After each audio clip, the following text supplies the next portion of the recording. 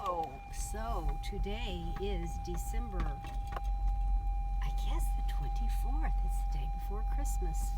And I am once again headed down for supplies. So we found that the green scrubbing pads were working pretty well for buffing down the wood trim, where when you put water on wood it raises the grain. But anyway, I personally like super fine steel wool, but my helper liked, I'm gonna whip in here, he liked that green scratch pad. I gave our builder a Christmas card and it was in my van, and then he went after some stuff, and so I left it. I left it with Tim. So our builder came with some stuff, and I can't find his Christmas card. I tore the place apart. Can't find his Christmas card. The only other place it would be is in Tim's truck, and it is not in Tim's truck. He has a lot of things in his truck, but Gary's Christmas card is not one of it. So I told Gary one time, I mean, he is this humble, sweet, precious, man of God. Very humble. I tuck my hair in. It's not that it's not short enough to fix. I just let it dry this morning before I got it fixed. So anyway, I told Gary, I said, Gary, you know, you remind me of Jesus, which was a compliment, and which I honestly believe. And he said, why is that? And I said, well, because you're a carpenter. And because when you do something, a mask. Luke, I am your father. Anyway, I do like my mask, at least I can breathe in it. I said, because when you do something, you don't just stab at it. Oh, that's good enough. That's good enough. Because you know what? Unless you've done your best, it's not good enough. And my house is completely square because Gary built it, and he built it correctly. He didn't just throw it up. In fact, the slab, there's no way to get a slab completely flat. I mean, if you're doing it by hand, maybe there's a machine that can do it, but I love my concrete man, was amazing. John Miller, amazing man of God, loves the Lord, and it has not cracked, and it will not crack. He poured this slab, that was 2.5 years ago, and it is not cracked. So there were places though that Gary had to,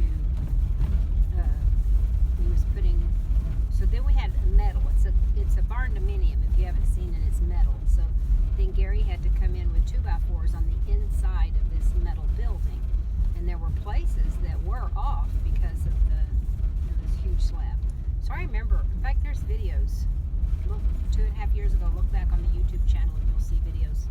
Probably September is when we poured that slab. It was hot. No, it was before September. It was so hot. It was hot. We were getting in the car in the air conditioner to cool down. It was so hot out there in the middle of that pasture where we built. But anyway, the way when they're like, all these concrete trucks are coming down our dirt road, and there's yards and yards of concrete in these concrete trucks. Well, you have to pour it out and you have to work it because it gets hard.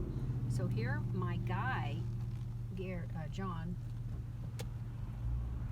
his one and only helper had quit him the week before, and so his 14-year-old son was amazing, and his wife in a dress and black rubber boots, and she had brought the least little girl that I played with all day.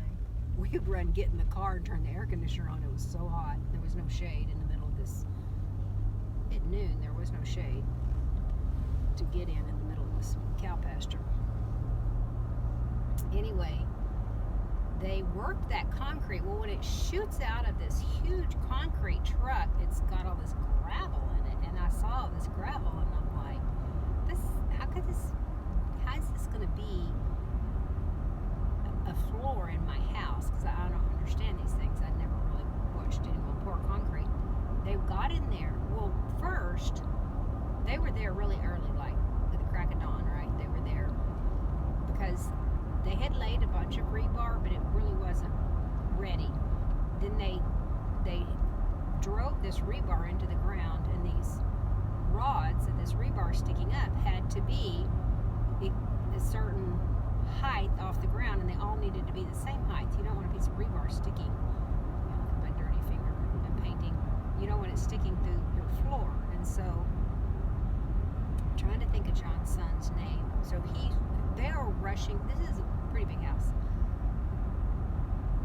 really. And they poured it all in one day. So he's rushing around, tying this wire from one of these things, a piece of rebar they had put in the ground, to the next, and measuring them. And these trucks just keep coming and pouring. Well, once you need this prep work done before you start pouring, and it wasn't done when the trucks were on their way. About 9 or 10 o'clock, these trucks started coming. And so these people,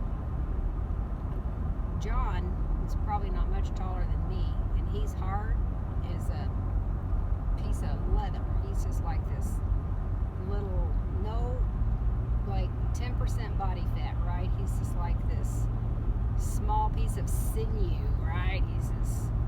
He's not bulked up at all. He worked out there in that hot sun at least 8 or 10 hours. And his wife got out there, beautiful lady, in a dress, because they always wear dresses, and a pair of rubber boots. And they did my concrete, and they did it right, and it has not cracked, and it is beautiful. But anyway, I said all that to say this. Gary did, it wasn't, it was a fabulous job, an A+ job, but there was, in a couple of places, a little dip, and so he got that. Some places they went back with the leveling concrete. I know it's this really interesting product. You mix it up and you pour it, and gravity causes it to dry perfectly level with, I don't know, the heavens, the sun, I don't know, but it works. So anyway, I said all that to say this. I've been talking for 8 minutes about my builder. Amazing man of God, and everything he does, it's not like he does anything halfway. He does his very best in everything that he does, and I just so appreciate people that walk through life, because the truth is, in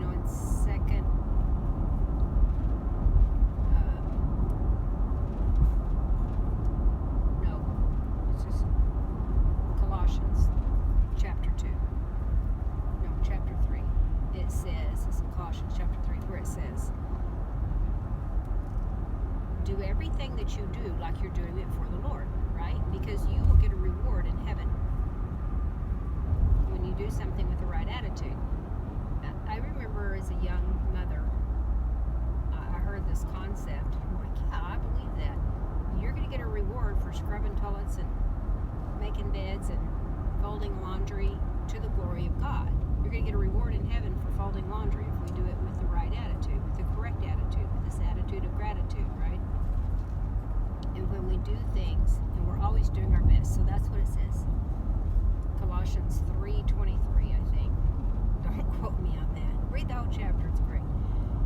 And it's saying, don't work for man, work for God. And actually, Paul was talking to people that were in slavery. How horrible is that? I'm not in agreement with slavery at all. But Paul is saying, whatever situation you find your life in, even if you're at a job you hate, if you can do it with the right attitude and do the very, very best you can do, you will get a reward in heaven for what you're doing.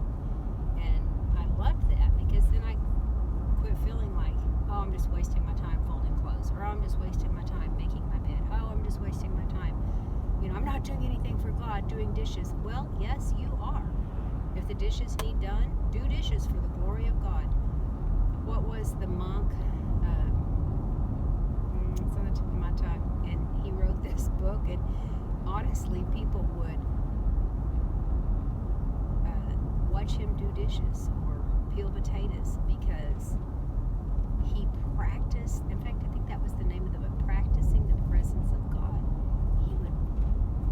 When he was doing these things, he was practicing the presence of God. He was doing these things as unto the Lord. And this was like in the 15 or 1600s. Don't quote me on that, but I think I'm right. I can't think of his name. Practicing the presence of God, right? And so everything we do, may we do it for the glory of God. Even when we're not in a great situation. If you was a slave, that's not a great situation. But Paul was telling these people that were Christians, that were a slave, he said, do everything you do. Do your best, and you will get a reward in heaven. And so,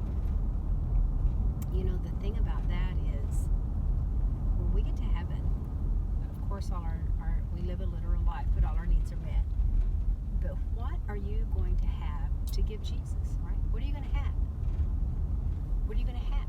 It says people will fall down on their face and cast their crowns before him in honor of Jesus. Well, what are you going to have? If you've never done anything here for the glory of God, what are you going to have to give Jesus? So that is our currency, right? Our currency in heaven is what we've done here, and we get a reward in heaven. That's what we can give back to Jesus. So that's my thought today. Everything we do, it is Christmas Eve. Everything we do, may we do it to the glory of God. I'm at the post office. I'm going to run in.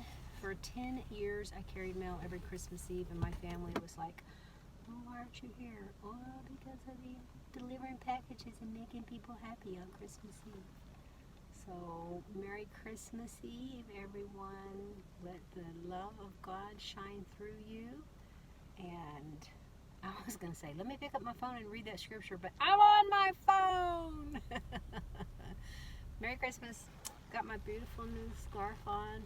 Marianne sent me. Thank you, Marianne. And love to all.